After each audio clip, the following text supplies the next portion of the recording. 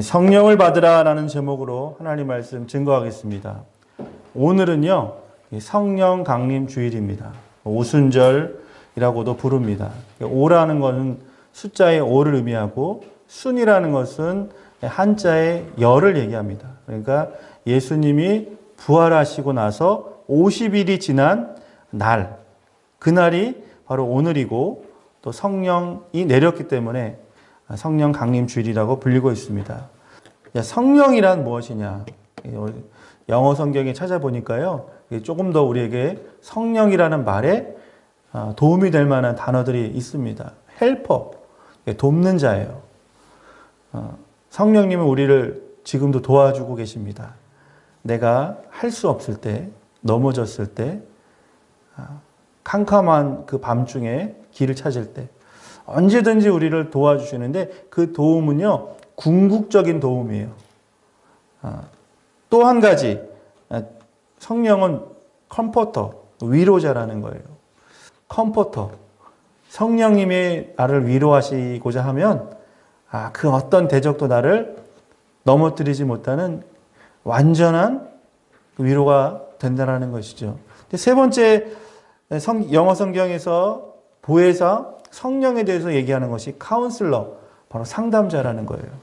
우리가 문제가 있으면은 그 문제를 해결받기 위해서 또는 그 도움을 받기 위해서 우리 상담사를 찾아가죠. 바로 성령님이 우리의 가장 좋으신 인격적인 상담자가 되어주신다는 거예요. 성령님을 의지하고 믿어야 되는가? 네 가지로 정리를 해보면, 첫 번째는요, 가장 중요한 게 뭡니까? 믿음의 사람들에게는 구원이에요. 여러분, 내가 스스로 구원받을 수 있는 사람은 아무도 없습니다. 물에 어떤 사람이 바다에 빠졌단 말이에요. 그러면 그 사람은 누가 구해줄 수 있어요?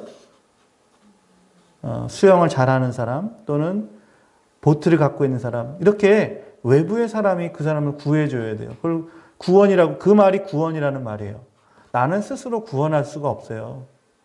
내가 구원의 0.0001%도 노력을 할 수가 없습니다. 그런데 그 성령님이 우리의 구원자가 되어주신다는 거죠. 저와 여러분이 이미 구원받으셨다면 그것은 바로 성령님의 도우심입니다. 자, 두 번째, 성화, 그리스도화 되는 거죠. 예수님 닮아가는 것. 주님 닮아가는 것 결코 쉬운 게 아닌 것 같아요. 그 성화되어가는 과정도 성령님의 역할, 성령님의 도우심이라는 거죠. 세 번째는 우리 안에 성령이 임하게 되면 어떤 일이 벌어지냐면 감동이 일어나는 거예요. 여러분, 우리가 예수를 믿은 경로가 다 다양합니다. 나는 나면서부터 모태 신앙이기 때문에 교회 오신 분들 계시고, 중간에 가족들의 전도를 통해, 또 누군가의 전도를 통해, 또 내가 그냥 어떤 영적 호기심에 교회라는 것 한번 가보고 싶다. 여러 가지 우리가 동기를 가지고 교회를 나오잖아요. 그런데요, 어느 날 나는 전혀 오늘 은혜 받을 동기도 없고 별로 그런 소망이 없는데, 어느 날 그날 설교를 듣는데 또는 찬양을 부르는데 눈물이 흘러내릴 때가 있습니다. 맞아, 내 얘기야. 저 찬양의 가사가 마치 내 얘기와 같아. 그러면서 가슴이 뭉클할 때가 있잖아요. 이게 뭔가? 이게 바로 성령의 역사라는 거예요. 성령님은요, 사람들 마음속에서 감화와 감동을 주시는 분이에요. 우리 성령을 인격적인 분이라고 하잖아요. 문자적으로 예수님을 안다는 것은 너무나 기초적인 거예요. 그러나 성령을 경험하고 성령과 가까이 하고 그 성령님이 내 안에 오시는 사람은요, 감동을 잘 받아요. 여러분, 우리 안에 성령님들 계셔서 그 성령님 따라서 우리 마음이 정말 주님께 한 걸음 한 걸음씩 나아가는 감동 있는 삶을 사시기를 바라겠습니다. 네 번째로는 성령이 우리 가운데 오시면 능력과 지혜를 주신다는 거예요. 우리 학생들이 여기 있는데 지혜라는 게 뭡니까? 여러분, 지식과 지혜의 단순한 차이는, 지식이라는 것은 돈을 주고 살 수도 있어요. 책을 보면 지식을 얻을 수 있어요. 그런데 아무리 책을 많이 보고 공부를 많이 하고 하버드 대학을 나와도 지혜가 있다는 말은 할 수가 없어요. 자, 오늘 본문 말씀을 보면 19절에 안식 후 첫날이라고 나오죠. 안식일이라는 것은 유대인에게는 토요일입니다. 그러니까 우리의 안식일은 뭡니까? 주일이죠.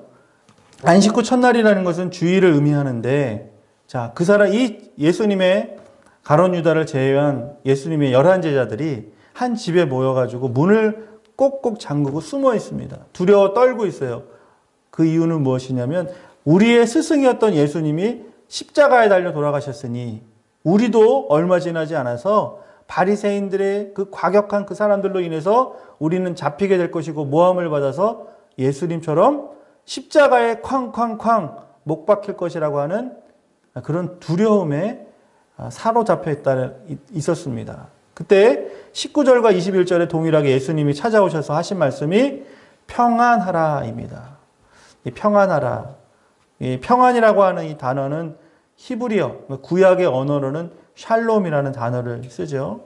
신약에서는 에이레네라고 하는 단어를 사용합니다. 똑같은 말이에요. 평안, 평화.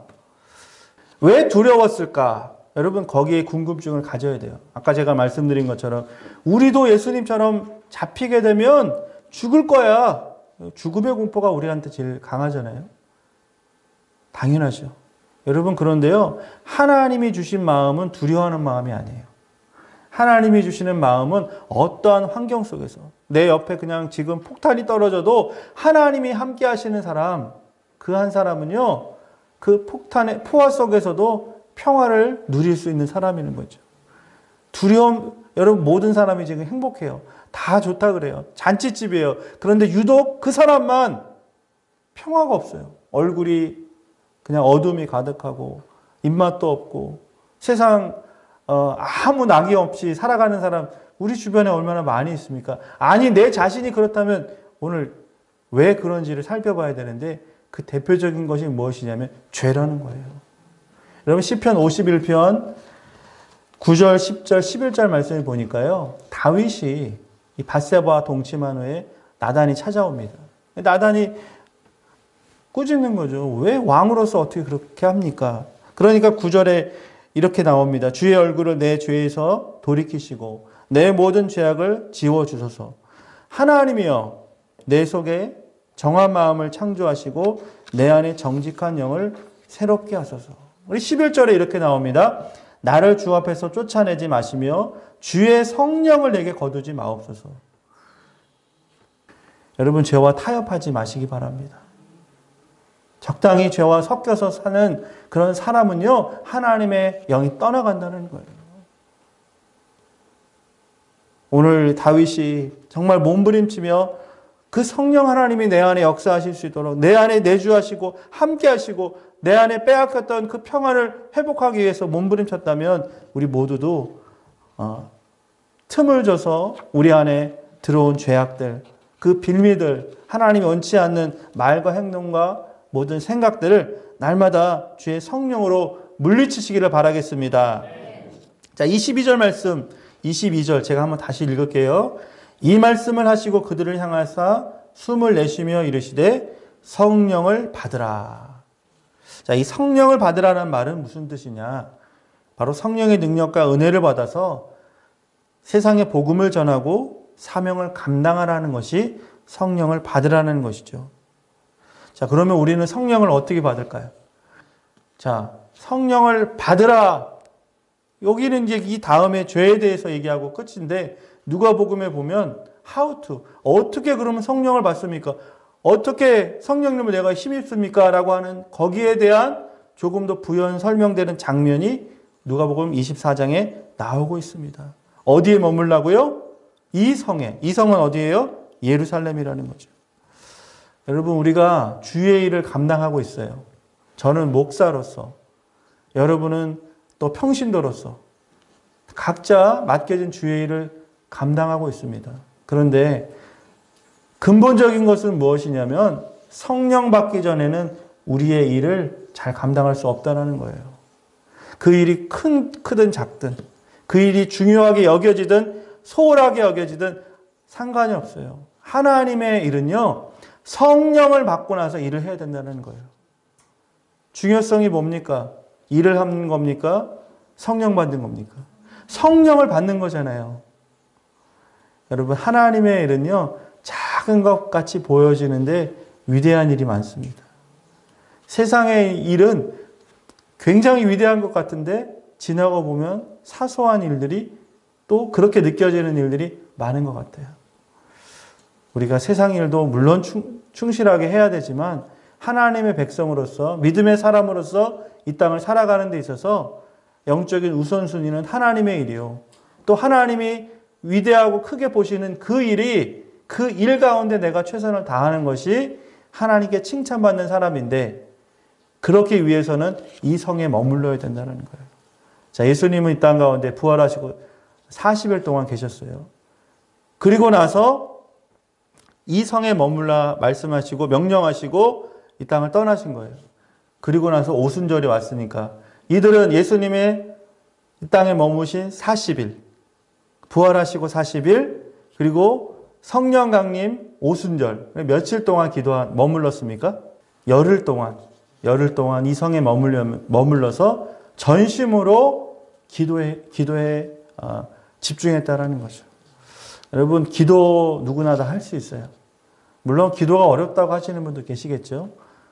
기도할 수 있어요. 입으로 하는 거니까. 내 시간을 들이면 가능하니까. 근데요, 정말 진정한 기도는 어떤 기도냐면 집중해서 하는 기도라는 거예요. 낙숫물이, 그 물방울이 바위를 뚫는 것처럼, 정말 그 작은 물방울 하나도 바위를 뚫는 것처럼 내가 하나님께 영적인 집중력을 가지고 기도할 때 뚫리지 않을 것 같은 문제가 뚫려지고, 무너지지 않을 것 같은 그 담이 무너지고, 더 이상 평지가 되지 않을 것 같은 그 산이 평지가 되는 놀라운 능력을 우리 성령 강림 주일을 통해 경험할 수 있다는 것입니다. 여러분, 성령 강림 주일의 의미는 무엇이냐면 그들이 모여서 기도했다는 것이죠. 그런데 그들이 성령 받는 이유가 무엇이냐면, 제가 누가복음 24장 49절에 말씀드린 것처럼 복음을 전하기 위해서라는 것이죠. 여러분, 성령 받은 사람들이 그 이후에 무엇을 했냐면 동서남북으로 흩어져 주의 복음을 전했습니다. 주의 십자가 부활을 증거했습니다. 그 길은 험난했습니다. 때로는 칼에 찔리고 몸이 찢기고 낭떠러지에 떨어지고 사자의 밥이 되는 그런 끔찍한 일도 너무나 많이 있었지만 그들은 담대했고 그 마음은 평안했다라는 거예요. 여러분, 이 땅에 살아가는 것 전쟁 아닙니까? 그렇죠? 우는 사자와 같이 우리를 삼키려 하는, 잠시도 우리가 긴장을 풀 수 없는 정말 영적 전쟁터에 살아가고 있어요. 그런데 성령님이 내 안에 계신 사람은 어떤 반응이 일어나면요, 하나님이 나와 함께 하시는데 무엇이 문제냐? 난 두렵지 않다. 난 죽어도 좋다. 이게 바로 바울의 정신 아닙니까? 바울이 고백합니다. 나는 사나 죽으나 다 주님의 것이다. 내 시간도 물질도 내 능력도 내 가진 것도 모두 다 하나님의 것인데 내가 죽는 것과 사는 것, 그게 무엇이 두려우냐? 여러분, 죽음을 두려워하지 않는 사람은 죽음이 피해간다는 거예요. 죽음을 두려워하는 사람은요, 죽음이 엄습해 온다는 거예요. 우리가 성령을 받고 성령 충만할 때 나타나는 현상이 우리 마음 안에 평화입니다. 성령님이 나를 도와주셔. 나는 성령님을 잘 모르지만 성령님을 더 알고 싶어. 그 믿음의 영역이라는 거예요. 여러분, 그런 사람한테는 영적으로 보여지고 영적으로 느껴지는 거예요. 남들이 알지 못하는 천국을 경험하게 되는 거예요. 그게 바로 신비라는 거예요. 신앙생활은 참 신비로운 거예요. 남들이 알지 못하는 것들을 내가 지금 말하고 있고 경험하고 있거든요. 남들이 믿지 못하는 천국을 나는 지금 경험하고 있는 그런 사람, 누가 세상에 감당할 수 있겠습니까? 그런데 아무리 오래 살아도 지혜가 없으면, 하나님이 주시는 지혜가 없으면요, 천국의 천자도 모르는 거죠. 아무리 지식적으로 알려드려도 받아들이기가 어려운 것입니다. 그러나 어린아이일지라도, 오늘 처음 교회 나오신 분이라 할지라도 마음의 문을 활짝 열고, 성령님이 계시는구나. 나 그 성령님을 한번 만나보고 싶구나. 그 성령님을 통해 정말 내 삶이 변화받고 싶구나 하는 사람에게는 오늘 성령이 임한 줄 믿습니다. 오늘 22절 말씀, 예수님께서 성령을 받으라 하셨죠. 그 장면이 이렇게 묘사되고 있어요. 그들을 향하여 숨을 내쉬며. 여러분 좀 특이하지 않습니까? 이 표현이 창세기 2장 7절 말씀에 보면요. 여호와 하나님이 땅에 흙으로 사람을 지으시고 생기를 그 코에 불어넣으시니 사람이 생명이 된지라. 사람은 뭘로 만들었죠? 흙으로. 진흙으로. 그러니까 진흙이라는 거예요. 그냥 물질. 그냥 자연이죠. 자, 그런데 어떻게 생명이 됐어요? 하나님이 그 코에 생기라는 게 뭐예요? 바람이잖아요. 그러니까 생명, 살아있는 영이 된 거예요. 오늘 예수님이 두려워하고 있는 그들 믿음이 있는 줄 알았어요. 근데 알고 보니까 믿음이 없었던 거예요. 예수 믿으면 구원받고 담력 얻고 누구든지 예수를 위해서 살겠습니다. 베드로가 바로 그런 사람, 대표적인 사람이죠. 나는 예수를 위해서 죽겠습니다. 그래서 지금 베드로도 완전히 그냥 죽음의 공포에 두려워하면서 숨어 있잖아요. 자연인인 거예요. 자연인. 안 믿는 사람하고 차이가 없는 그 두려움에, 인간은 두려움의 존재니까 두려워하는 거예요. 그러니까 예수님이 그들에게 창세기 2장 7절 말씀. 아담이 처음에 첫사람이 생령이 되었을 때 그 사명은 무엇이냐면요. 천하만국을, 자연 세계를, 피조물 세계를 다스리도록 아담을 만드신 거잖아요. 그렇죠?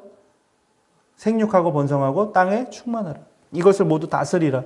그런데 오늘 예수님께서 이 성령 강림 주일에 두려워하고 있는 자연인같이 떨어져 버린 진흙 한 덩이 같은 부서질 것 같은 그 제자들을 찾아오셔서 숨을 내쉬며 성령을 받으라라고 말씀하신 것은 무엇이냐면 이제 너희들이 성령 받으면 자연인이 아니야. 너가 두려워하고 세상 사람들과 똑같이 세상 근심 걱정에 세상 성공에 매어서 사는 사람이 아니라 온 천하를 다니며 복음을 전하는 그 복음으로 세상을 정복하는 주의 복음의 전령으로서 땅끝까지 주의 십자가 들고 나가는 하나님의 사람으로 될 거야. 너는 이 땅을 다스리게 될 거야. 라고 하는 의미에서 생기를 불어넣으시고 성령을 받으라 하셨다는 것입니다. 여러분 그렇게 보면 성령 받지 않는 사람은 어떤 사람이에요?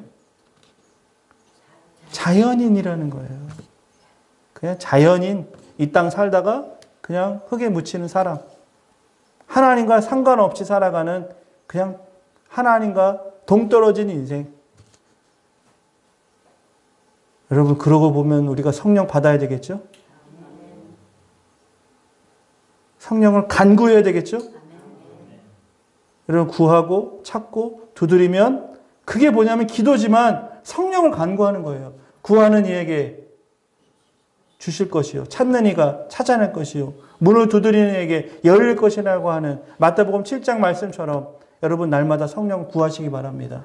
성령은 그냥 지나가다가 우리한테 훅 들어오시는 분이 아니에요.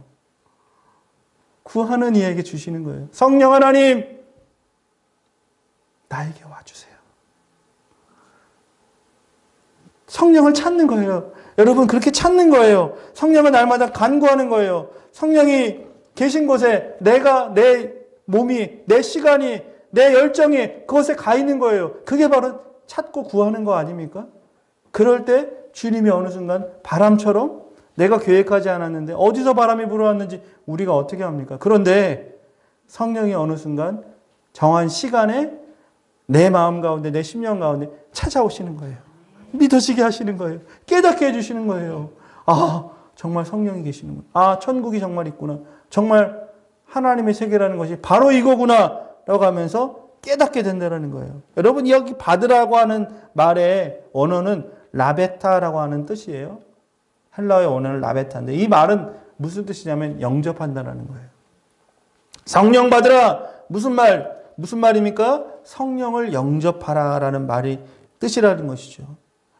인격적으로 성령을 내 마음 안에, 내 실존 안에 모시는 것. 그게 바로 성령을 받는 것입니다. 여러분 오늘부터 성령님과 더 친해지시기 바랍니다. 아침에 일어났을 때 저는 매일 그래요. 성령 하나님 오늘 하루를 주신 것 감사합니다. 아침을 차리면서 아침을 먹으면서 하루 일과를 시작하면서 처음 차를 타면서 저는요 순간적으로 성령 하나님 오늘 동행해 주세요. 사랑합니다. 성령님 사랑합니다. 저는 매일 이렇게 고백해요. 여러분이 삶 가운데서 누군가를 인정한다면 그 사람도 나를 인정해 주는 것, 그 인지상정이라 그러잖아요. 성령님도 마찬가지예요. 성령님은 인격적인 분이거든요. 내가 성령님을 인정하고요. 성령님 의지하고요. 성령님 성령님 귀 기울이면 성령님도 마찬가지로 나를 계속 인정해 주시더라고요. 나는 별로 한 것이 없는데 그냥 나는 성령님께 조금 기도한 것뿐인데 성령님이 어느 순간 놀라운 일을 나에게 보여주시는 일을 너무나 많이 경험했습니다. 여러분 성경 66권 특별히 예수님의 생애 가운데 예수님은 그냥 혼자 일하지 않으셨어요. 성령님과 함께 일하셨습니다. 성령님을 의지했어요. 그래서 사역을 시작할 때 사역을 마칠 때 겟세마네에서 빈들에서 누구나 자고 있는 그 어두운 밤에 성령님께 나아가서 도우심을 구하면서 사역을 감당할 때 거기에 성령의 역사가 나타난 거예요. 여러분 우리가 성령의 역사 나타나기 원하잖아요. 놀라운 일의 주인공이 되기를 누구나 원하지 않습니까? 우리가 조금 했는데 많은 것들을 얻기 원하는 그런 약간의 도둑놈 심보도 있지 않습니까? 그렇잖아요. 좀 내가 교회 열심히 나오고 그럼 하나님이 좀 나를 좀 잘 봐주시지 않을까? 그런 마음도 그런 인간적인 마음도 주님을 알고 계세요. 다듬어 주시는 거죠. 주님은 인격적이신 분이시니까. 모든 환경과 상황을 형편을 아시는 분이시니까. 오늘 성령 강림 주일 너무나 중요한 이 한 해의 딱 정중앙에 우리가 섰습니다. 오순절 성령 강림 이 사건이 과거의 하나의 사건으로 지나가는 것이 아니라 오늘 주님은 우리의 사건으로 되기를 원하십니다. 오늘 주시는 그 말씀이 정말로 지금 우리가 성령을 아직은 잘 모르고 있었다면 성령님과 거리를 두고 있었다면 오늘부터 그래 성령님은 인격적인 나를 도와주시고 나를 위로해 주시고 나의 모든 문제를 상담해 주시고 해결해 주시는 능력 많으신 그 하나님이 바로 성령님이시라는 것 늘 기억하시면서 영적 집중력을 가지고 늘 이 한 주간 시작되는 한 주간 기도로서 시작해서 기도로 마치는 그래서 우리의 평생이 남은 인생이 하나님 앞에서 성령의 큰 능력의 주인공들이 다 되시기를 축원하겠습니다.